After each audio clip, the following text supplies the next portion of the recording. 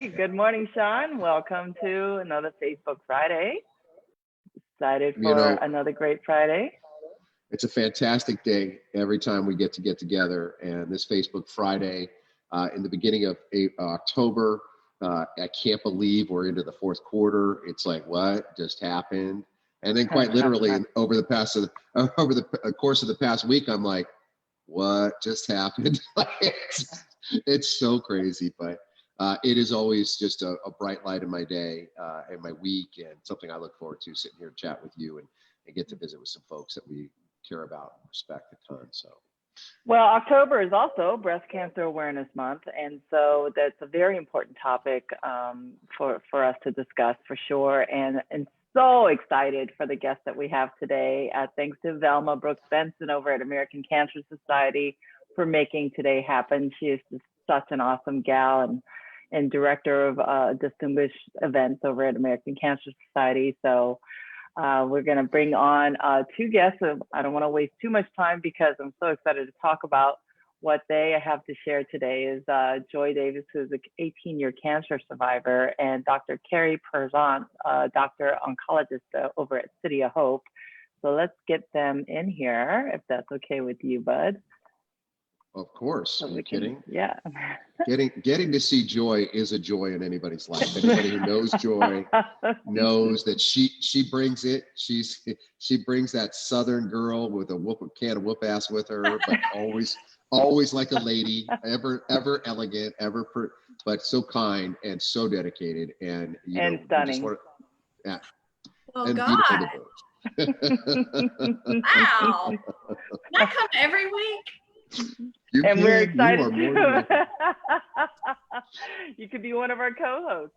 And we're excited to bring on Dr. Cary Presant over at City of Hope and discuss and ask him some very important questions, as well as how we can all bring a little bit more awareness to fighting this disease and try to raise some more money.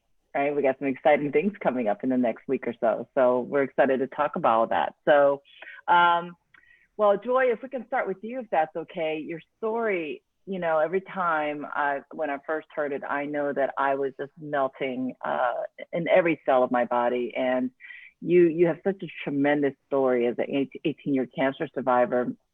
And if you wouldn't mind sharing how you got found out and how you got diagnosed, would be great. Absolutely. Thanks for having me, guys. Y'all are two of my favorite people on the planet, and I love that it was a cause for cancer that brought us all together. So that's very sweet.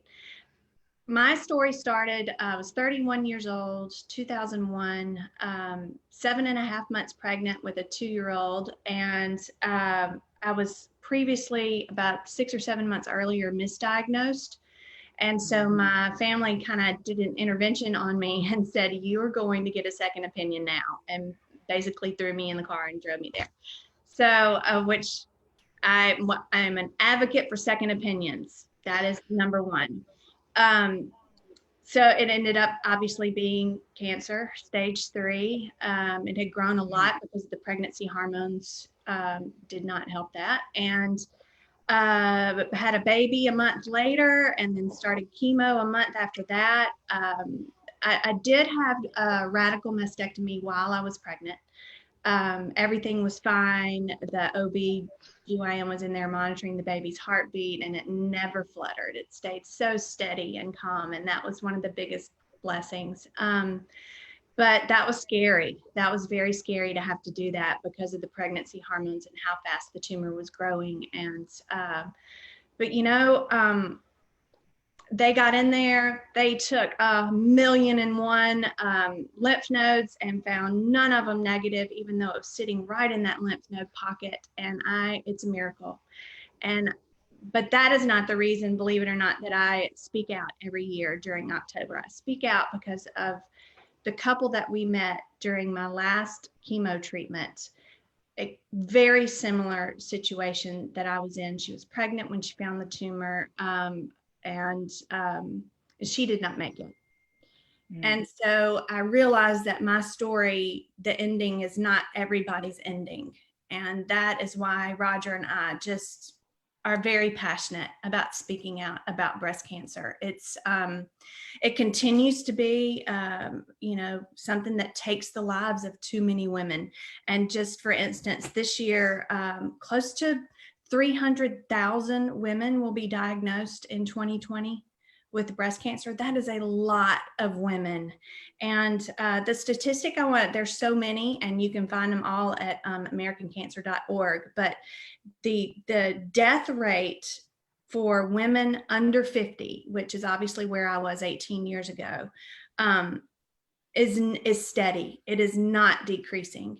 And so I know there's insurance that, maybe won't let you have a mammogram until you're 45 or whatever, but there are ways around that. There are things that the American Cancer Society does that hospitals do, like Cedars, and that where you can go on certain days of the year and get those free mammograms, even if you're under 50.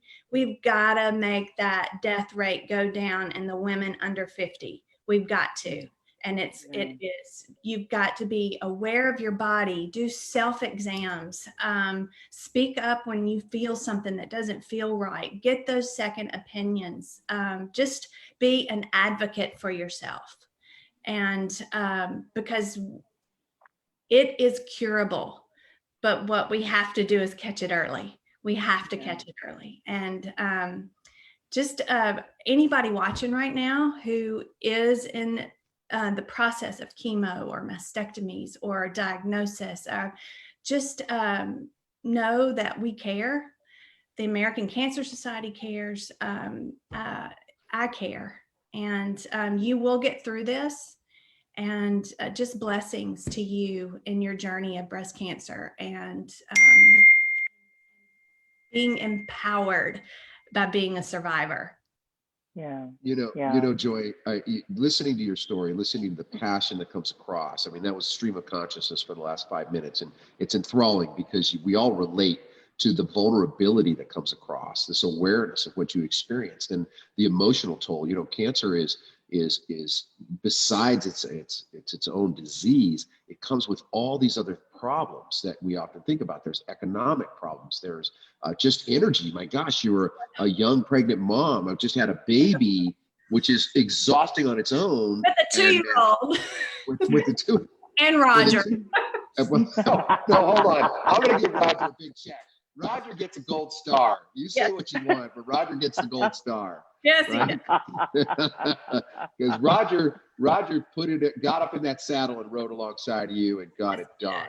And I think that he has another story that's totally different from mine, and his is very scary because he had to watch and he had to hear, they basically gave me a death sentence at my first diagnosis. So his story is very different from mine, as it is when you're watching the person you love most in the world go through something like that. I went into survival mode.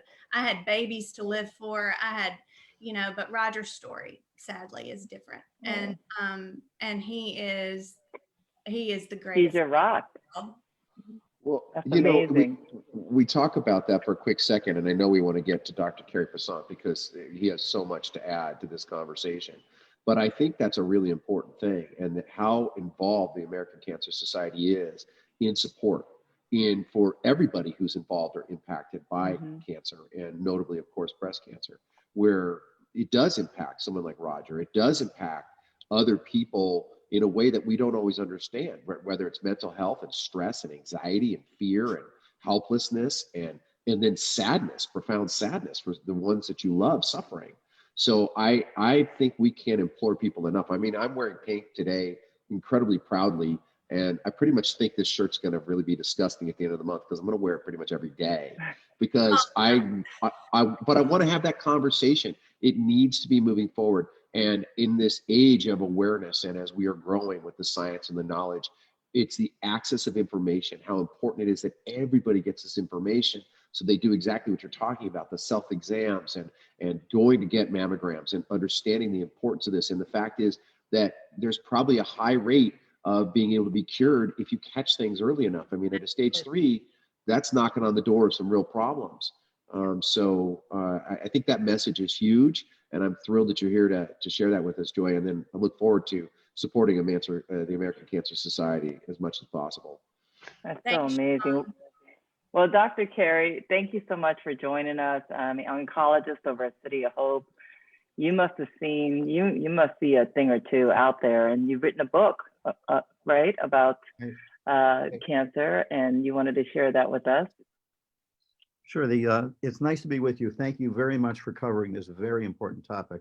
And the book is Surviving American Medicine by myself. Fran Drescher wrote the introduction for it. She's a cancer survivor herself, and we're so proud to have her active with the American Cancer Society, active with her organization, and a big supporter of Cal Spirit and other types of meetings. But what Joy said was really, really important, very heartfelt as well. And I think what's important to realize is that this is a disease that's very common. 1 out of every 8 women will have cancer sometime in their lifetime. And if you have a positive family history, it may be as high as a 50% chance that you'll have breast cancer yourself. So we have to focus in on what can we do to control this? What can you do to help to control your risk of this cancer? What Joy said is very, very important. If you diagnose this early, the cure rates are much higher. Overall, we've had great success. Our cure rates are up about 91% 5-year cures overall. But if you're diagnosed early, that is, it's only in the breast. Right. And the way to do that is mammography and other tests I'll talk about in a second. If you can get it diagnosed early, there's a 99% 5-year survival and cure rate with this disease. Really remarkable, remarkable success. So let me tell you how you can protect yourself against this risk. The first and most important thing is to get a mammogram. And if you go to the American Cancer Society, here's the linkages. You'll have this on your website, I know. Dr. Presant, you're awesome. This is the way you find out more information just in these few minutes. If you go there to the 800 number, if you go to cancer.org, these are both 24/7.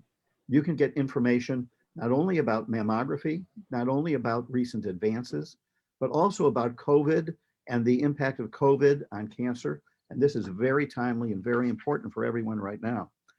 But we recommend that everyone, if you have no symptoms at all, that every woman have a mammogram starting at age 45.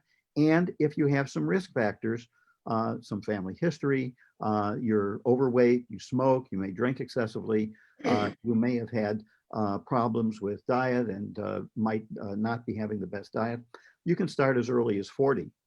But if ever you have a lump, you have to get a mammogram and a doctor visit right away. Screening mammograms start at 40 to 45. If you have a symptom, then you have to come in right away for a diagnostic mammogram. And some women who have dense breasts, you know, when you do a mammogram, you see a picture on a screen, and that picture on a screen can either look kind of dark and clear, or it can look kind of gray and hazy if they're dense breasts. Half of all women in America have dense breasts. We know that mammography can be supplemented by an ultrasound or can be supplemented by an actual MRI of the breast to actually get a great picture and pick up the smallest little nodule that will give you, if it's cancer, the reassurance that you'll be in the highest cure rate. We know that we can also prevent cancer by use of additional medications. So we know that in addition to lifestyle changes, such as don't smoke, and the American Cancer Society can refer you to quit lines and discuss medications with you. In addition to not drinking excessively, in addition to exercise is a great anti-cancer kind of approach. In addition to keeping your weight in the safe limits, not becoming obese. These things can reduce the risk of cancer. But we also have medications like tamoxifen and raloxifene, other medications which can reduce risk if you happen to be a patient who has a high risk because of your genetic makeup. Sure. And so this becomes very, very important to discuss with your doctor and to discuss your own risk with your doctor because we can personalize your plan to you better today because of the research which we've been able to do. That research into genetics, the genes that are in your cancer, research into preventive medications, research into ways you can get better results with your mammography, ultrasounds, MRIs. These have increased the cure rate dramatically by about 40% higher cure rate today than we've ever had in the past. This is very, very beneficial for each and every one of you listening today out in the audience. So these are great advances. If I can interrupt for a half second, Doctor, first of all, that was so much great information. I mean, I'm sitting here stunned going, well, I know in COVID-19, there are probably some people that are abusing a little more alcohol these days than normal, or eating, emotional stress eating, which could exacerbate the problem, is what I'm hearing, or accelerate it. But I think it's also super important to understand the power of the resource, to your point. You know, if you go to that site, and again, I want to make sure it's cancer. Is it cancer.org, Doctor? Cancer.org. Okay. And the 800 number, if you don't remember it, it's here, and you can also, by all means, have it on your website, or just search for American Cancer Society. It'll come up rapidly. I would also implore all the viewers of this, whoever, how many there may be, to please forward this message. Take this segment today and send it to everybody you know, because it's your mother, your brother, your sister, your every aunt, uncle, grandmother. Everybody's impacted by this, and the more that people can get access to the information, and they can get the good knowledge of, hey, listen, common sense, healthy living, which we think we all know, but it's time that you got to really put it in practice. But for gosh sake, see your doctors. If you don't have a doctor, find a doctor and have that experience so that you can be proactive in your own care. And because I understand from what you're saying, Doctor, that the sooner we get to it, the more likely the cure rate and the better survivability. The other thing that's important is what Joy brought up. Joy, you're a fond believer in second opinions. If you go to the American Cancer Society website and you get information like what women with cancer, things like that, prevention, COVID-19, if you get information there and it doesn't sync up with what your primary doctor or radiologist or whoever you talk to, if it doesn't sync up with them, by all means, get a second opinion. Joy, you're a survivor today because you had the courage to say, you know, I've got to get a second opinion. And you not only get a gold star like your husband, you get a diamond star for doing that. And get your husband to buy you that diamond star. You deserve every bit of it. Wow. Dr. Cary. Oh, Roger, earmuffs. Wait, I'm going to delete that. I don't want my wife to hear that. Listen, giving is the joy. If we give out information, that's the joy that all of us here enjoy together. But giving is more important than receiving. And I just want to make certain everybody gets the right information and gets a diamond star for doing the right thing. Yeah. Wow. Well said. I think. What have you? Yes. Go ahead, Sean. No, Jay. I was pleased. You go. Well, Dr. Cary, thank you so much for all of that. I mean, what is the most fantastic advancement you've noticed in the most recent years in terms of being able to detect and cure? We now know that breast cancer consists of about 5 to 7 different kinds of cancer. Joy might have had one, but another patient may have another one.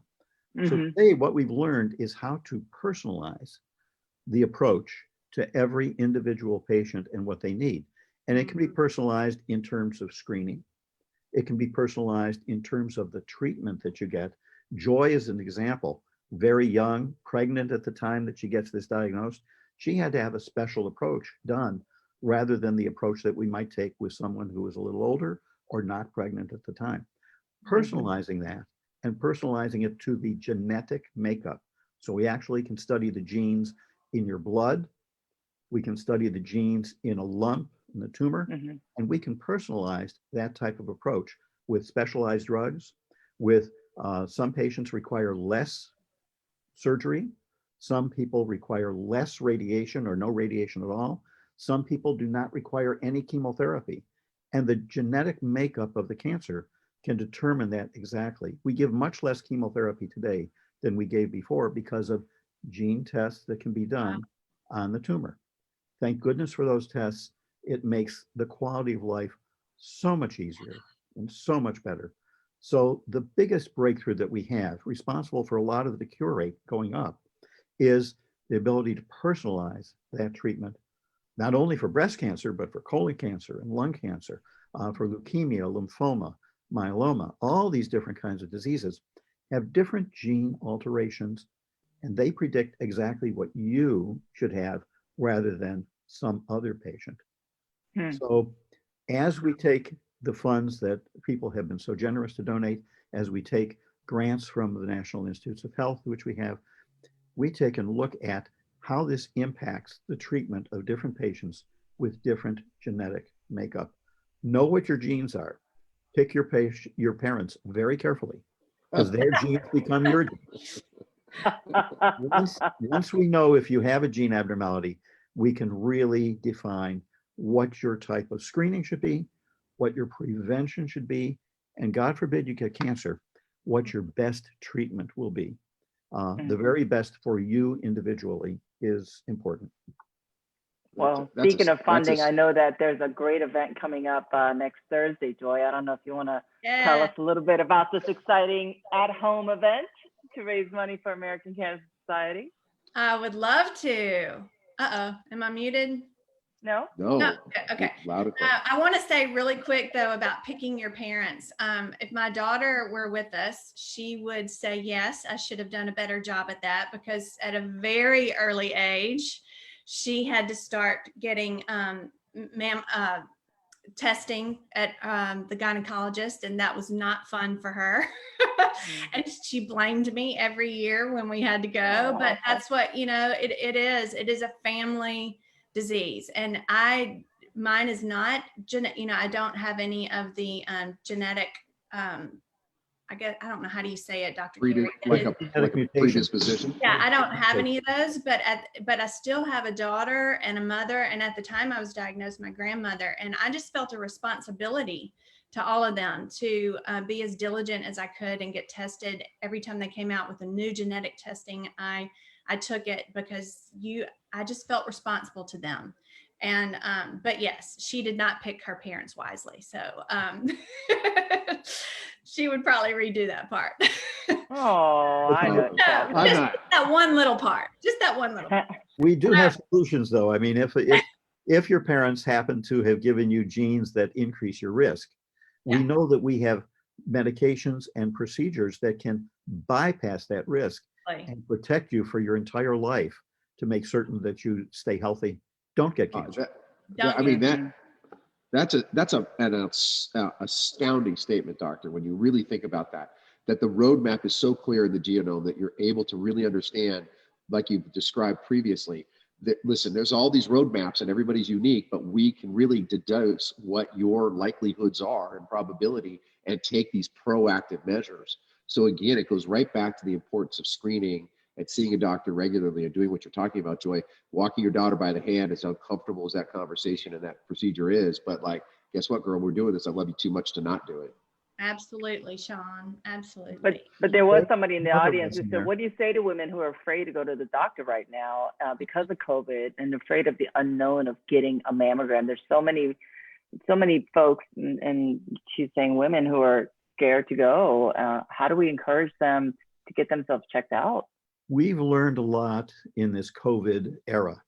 We've learned how to check patients to make certain that they are not symptomatic when they go to the hospital or the radiology suite to get their mammogram or to their doctor's office. So we have two solutions to that. Number one, we know how to keep the care facility, whether it be the office or the hospital, safe. So you don't go if you have a fever, you don't go if you have cough, you don't go if you have COVID. So we know we keep this very safe. We mask, we sometimes glove, we use face shields, we use hand washing and social distancing. But beyond that, we know that you have to have your tests done. And we've seen a remarkable decrease in the number of people having their screening tests. That's dangerous. Yeah. That's actually more dangerous than COVID itself. Absolutely. So We want to make certain that you go when you need to go. And the other solution that we have is telehealth. So we're doing telehealth kind of conference today, but you know, Right. you can do a Zoom conference with your doctor. You can do a Zoom conference with hospitals, and you can get information that does not require you to actually go there and get an actual visit. This becomes extremely important to reassure individuals that they're not going to increase their exposure. So what we said today is, when you need something done in person, we know how to do that safely. And secondly, when you don't need something in person, use this telehealth facility. We've done this a lot at City of Hope. They've done this throughout the country. We know that insurance companies have stepped forward and reimbursed for telehealth visits. Make certain you contact your doctor's office and say, so do I have to come in, or can I do this by telehealth? Can I do it on a screen with you? So I can actually show you that I'm happy when you say something, or I'm scared when you say something. Telehealth has become very, very important in our supporting patients and reassuring them that in this COVID era, that things will be safe for them. Jay, Well I'm a said. huge proponent of women being proactive. Yeah. And it's not just for themselves, but they have a responsibility to their family to be Yeah. proactive. And this is the perfect time during COVID to do self-exams. Start there, do them in the shower. At cancer.org, you can find out how exactly to do that if you don't know. Start there. And if you feel something, you have a responsibility to overcome fear and to get to your doctor and to do something about it. And I'm choking up because I would have ignored, I would have gone with the first diagnosis. I would have ignored the signs. I could have died. And that's the sentence they gave me. And what I say, the fear of COVID, let me tell you, friends, about the fear of death. It's real. And this cancer can lead you down that road. And so I just have to say that I've had COVID, and I am now a proud survivor of that as well. And I promise you, I would do that again before I would get breast cancer again. And so I just don't think there's any comparison. I think if you are doing the self-exams and you feel something, you have an obligation to live. Wow, Joy, you take those punches and you just boom, boom, and you just get Girl, right back up. give me another question. I'm ready.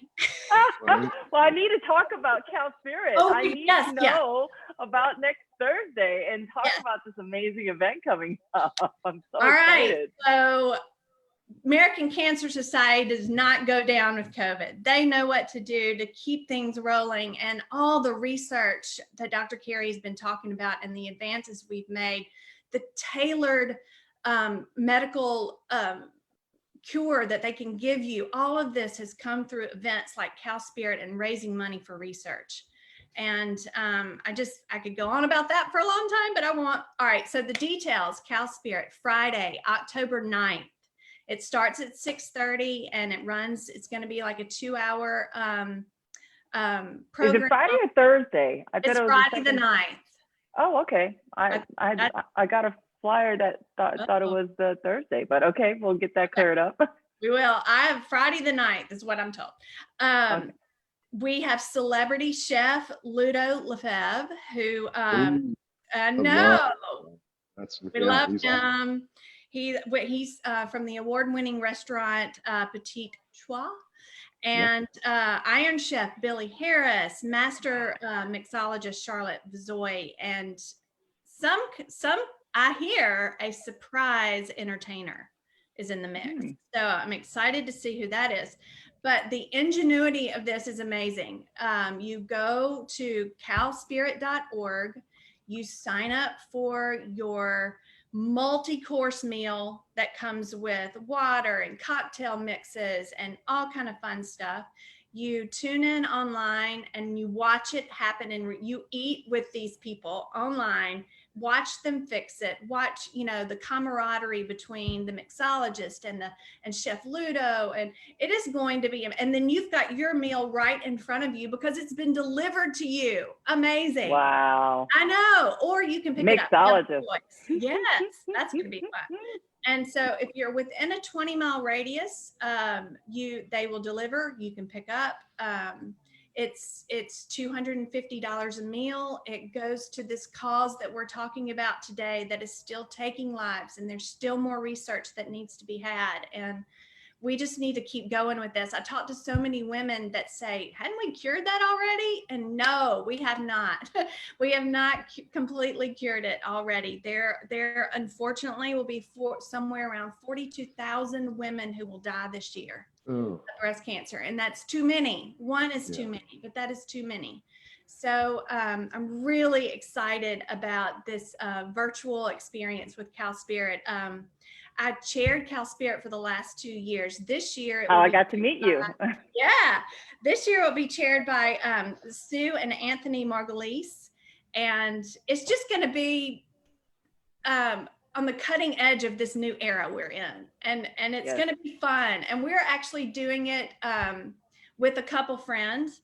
We're getting our meals delivered to their house. We're social distancing from each other and doing it outside with, mask in between meals, and just have fun with it. I mean, why not? Why not?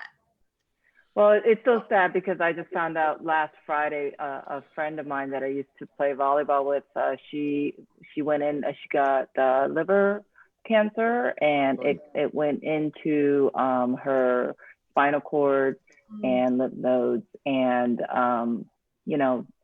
keep asking, what can we do? And she's like, just pray for me because I don't know. And she's 42 years old, so young, no history in the family, same thing. And 6 months of feeling not well, but not really addressing it. And then to all of a sudden be at, stage 4. So it's a really far gone kind of a thing. And it's crazy how I hear stories of just creeps up on people, you're not feeling well, but then all of a sudden, and Sean and I, we have a mutual friend, she died of colon cancer, very young as well. It's been almost 10 years, hasn't it, since she passed away? And it's just one of the important things about CalSpirit and about supporting research through the American Cancer Society is that for these kinds of very, very aggressive cancers that may be in stage 4, we have lots of clinical trials that are available today using new types of genetically focused therapies that can help these individuals to do better and to overcome a lot of that risk of their cancer. These clinical trials are supported by events like CalSpirit, which is always fun and always enjoyable. And CalSpirit gives a way to allow patients like your friends who have been faced with very, very big challenges to have clinical trials available throughout the country, throughout different institutions that are all very important. And if you go to cancer.org, the American Cancer Society website, they have information on clinical trials, how you can access them, and different resources available for patients. So even when you're very, very challenged by a severe illness, there is a path forward to help you to control your life. And we know that through the American Cancer Society, through supporting research, through the new trials, through the standard therapies that have been developed through research, that we have lots that we can do today that unfortunately 10 years ago, we didn't have this available. But today we're getting better and better and better. So be part of that story. Be part of that story. Join CalSpirit, join the American Cancer Society, help to look out for yourself, look out for your family, look out for your neighbors, and let's help everyone to do better in the future. It's really fascinating, though, Dr. Cary, what you said 10 years ago, what we didn't have in our lives versus what we have now. I mean, even 5 years ago, Zoom wasn't in our life. And look how it's transformed our ability to stay connected, physically apart, but socially engaged. And the telemedicine that you talked about, and these virtual events where we can stay connected and engage and have an experience, but virtually, through digital technology. And so I can only imagine, with the funds that we're able to raise and provide this access to continuously have the Moore Law.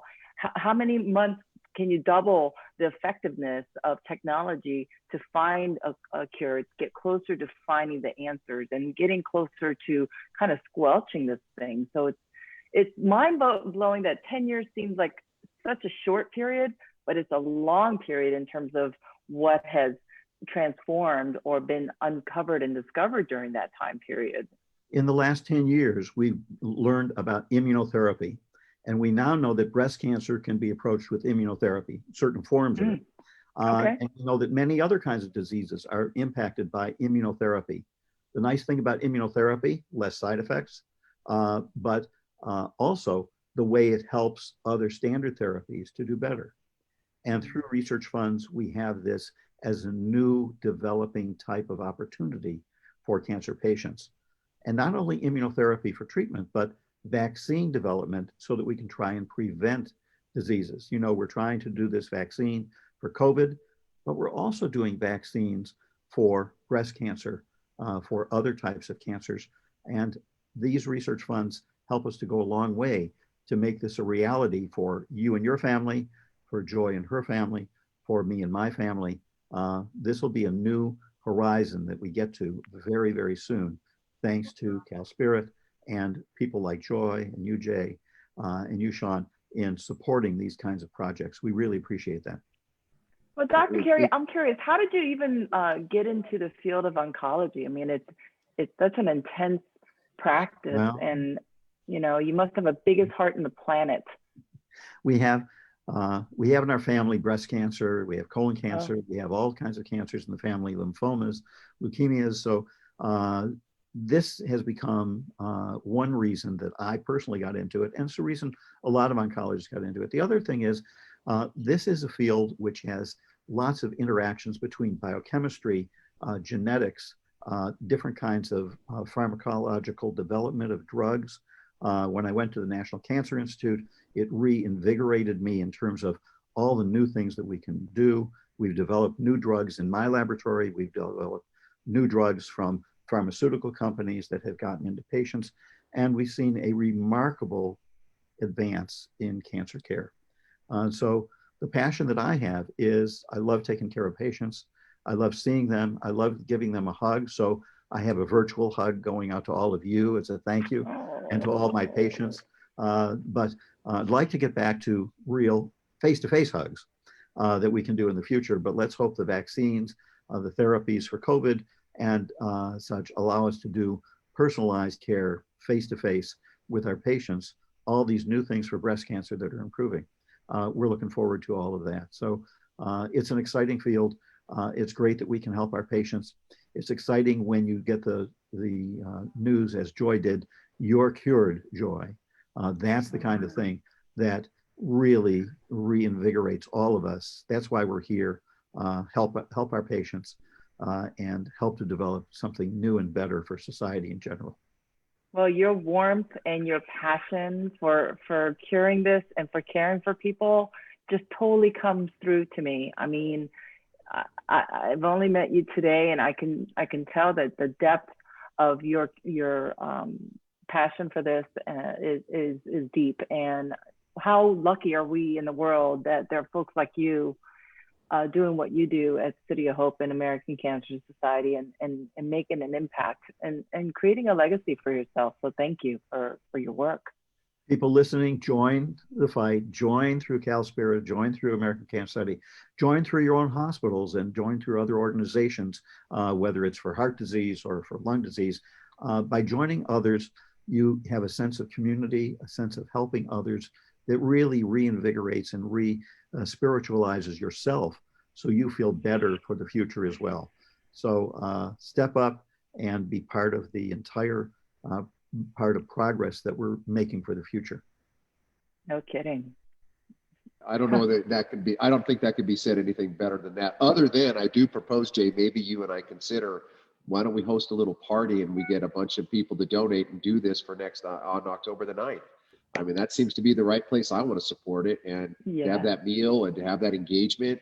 And it's a great way for people to remember that this is still ongoing all the time. We may be distracted by all the crazy things in the world that we are inundated with on the daily, but this struggle is very real. And clearly with 42,000+ women experiencing this or worse, it needs to be addressed. And there's so much progress being made. That's what I hear Dr. Cary saying. It's like, look, we are making real progress, and it is aggressively, and the great minds are all there, but we need to be fueled with energy and finance and support. So I can only appeal to our audience with all my heart, and I know you do too, Jay, to please pick up the phone and participate, or go on that site, find a way to donate, or join us with Cal Spirit, because it's actually a great event in person. That's a super fun event. But now I'm kind of excited, like, ooh, I get a little box, I can open up at home, and I get to mix a cocktail and toast people. It could be fun. I think it's all great. Absolutely. Well, thanks, Dr. Cary. I know you have so much to do, and we really appreciate you joining us today. Joy, my friend, I'm so blessed to see your beautiful face today, and for you joining us and sharing your story. You make me weep, but with love and empathy and compassion, and for the fight that you fight for so many people, not just for yourself, but for everyone that you know, and to be that masthead of hope for other women, and to know how deeply this impacts you, your family, but to let so many other people know how important it is to diagnose early, to get themselves checked out and fight for themselves. And boy, we're strong women, so we know how to battle. Congratulations, you made the tears come, Jay.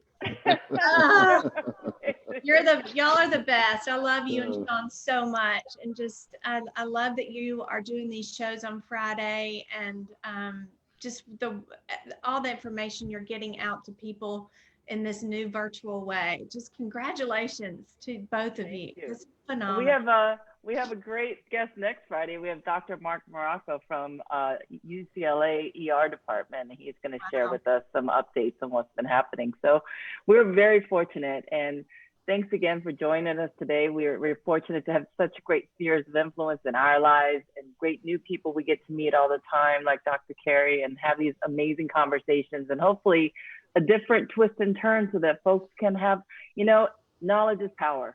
And as you know better, you do better. And that's our wish, is by introducing different topical people to the world, and to our world and their world, we can make a difference, one person at a time, right? And don't forget to order that book, Surviving American Medicine. I think that's probably an eye-opening kind of process, a real guidebook for people to understand how to navigate these things. Really is. And Dr. Cary, we have all the links up on our Facebook now, so that folks can find all the information we talked about today, the event, your book, cancer.org, the hotline, so that we make sure it's very accessible to the several thousand friends that Sean and I have in our lives. And hopefully, like the Brex commercial, from there, those two people, tell those two people, tell those two people, and so on. And that the awareness keeps on growing, because it hasn't gone, the disease has not gone away. So we need to make more people aware of how they can care for themselves. Thanks to all of you, and my hugs to all the people who are fighting cancer, all the people who are supporting cancer research, and hugs to you for doing such a fine job today. So thank you again. Thank you so much, Dr. Cary. All right, Joy, we're going to say goodbye to you too. And thank you so much for joining us today. Loved Have a great one. Thank you. I love you too. Catch up soon. All right, bye. Regards. Oh my gosh. Are you doing that again? Are you doing that again? I'm trying not to, but I think about all of my friends who've had their mastectomies, and one of our friends, who they have the very aggressive gene, and at 22 years old, she had preemptively had a mastectomy done, because her and her sister, because in their family it was very aggressive, and she chose not to have children because she chose not to carry that gene on and stop it with them. So generationally, her and her sister chose to not procreate. And so it's those kind of decisions people have had to make that I know that are so difficult. And I'm so grateful for my health. Trust me, I know that you and I are the lucky ones to be as healthy as we are. But, you know, I don't take it for granted. That's for sure. I don't take my health for granted. I don't take the way I treat myself, as you know, for granted. I do my very best to eat well. Still enjoy my life. I still love my donut or my glass of wines or, you know, cocktail. But for the by and by, for the most part, you know, to stay healthy is so important for my kids, my family, my friends, and quality of life, you know. Well, there's so many good messages through this type of medium, right? The way that we're able to converse with Dr. Cary as an example, or even what a Joy lovely her. man. Oh my Well, God. well, his manner. I mean, heaven forbid I ever need an oncologist or a doctor to work with, but like that. But maybe that happens in my time. But his bedside manner, the way he walks us through, and he's so warm and receptive, and his voice is so soothing and Oh, calming, and because the subject is alarming, like the things he sees has to be very disheartening at times, and it has to be heart wrenching, and telling people this kind of bad news, but what I heard was a lot of good news. And a lot of the good news is we are way down there on research, and we can identify you through your genes, and we can understand the pathway. And there are different types of procedures or processes you can take to be preventative, and which we always know, it's always being drilled into us, but it's such an important thing to practice, which are the healthy practices. Maintain a healthy weight, think about not smoking, think about drinking in moderation, think about eating better quality foods, and getting exercise regularly, and lots of sleep, how important these things are for our organic nature to heal itself, and then along with their comprehensive kind of care. But I also have to say, Joy is one of those people, and she's so aptly named. She is so aptly named. I know. And actually, I also want to recognize Velma, because she's another person with this giant personality. Every time you see these women, the smile just shines and brightens up the room, and you feel inspired and you feel empowered, and you know that you need to be your brother and sister's keeper. Like, we all want to do this together, because these ladies are living it day to day, dedicated. You know, how often do we go through things where all of a sudden, and most notably in our city and governments, like, you have relationships with people, then all of a sudden they're gone because they're not there. These people are during the time. They are putting it into American Cancer Society and Cal Spirit. They are focused on it. You know, I think it was Sherry Lansing, I think, who started that program a gajillion years ago. In fact, we were able to go to her home and visit, and been to a couple of her events. And you sit back and you go, here's a person with everything in the world and all the power and access, and recognizes the importance of philanthropy and giving back and paying forward, and through leadership decided to do that.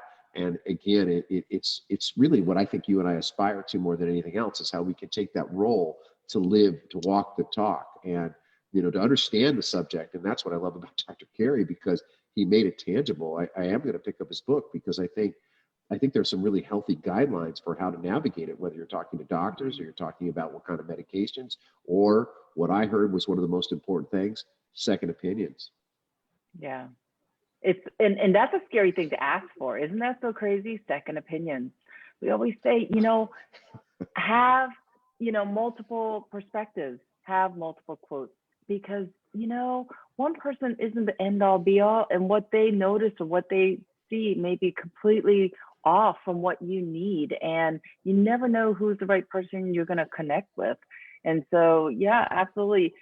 Your gut will tell you, as Joy said. I mean, you know, if that person's not telling you what you feel in your own self is not right. It's what as you know, I have that spidey sense. You know, I can sense if something's off, if something's coming down the pipe, if something's about to happen. It's kind of like that woo-woo kind of a thing that I have a sense of, oh, what's about to happen. I tell you, like, this is gonna, and you're like, oh, well, I'm gonna entrust it because your spidey sense is spot on.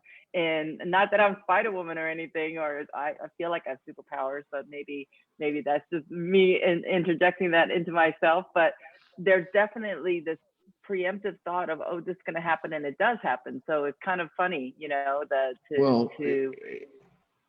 intuition, right, are in our inherent nature to understanding the environment. It's that fight or flight code, or just that awareness, right? There's an awareness, and it's a sensitivity. And it's because as conscious beings, we're not always selfish. We are thinking of others, and we realize our connectivity with others.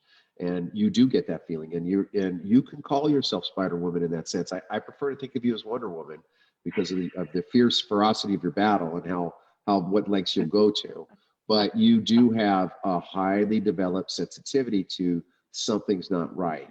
And I think everybody does. I think the hard part is learning to be a little bit quiet and being okay with the comfort of silence, and then that exploration. You know how important it is for a woman to check her body, and for what it's worth, a man to check their body, to understand what lumps or different things you're experiencing, and making sure that certain things don't get pushed aside or brushed aside.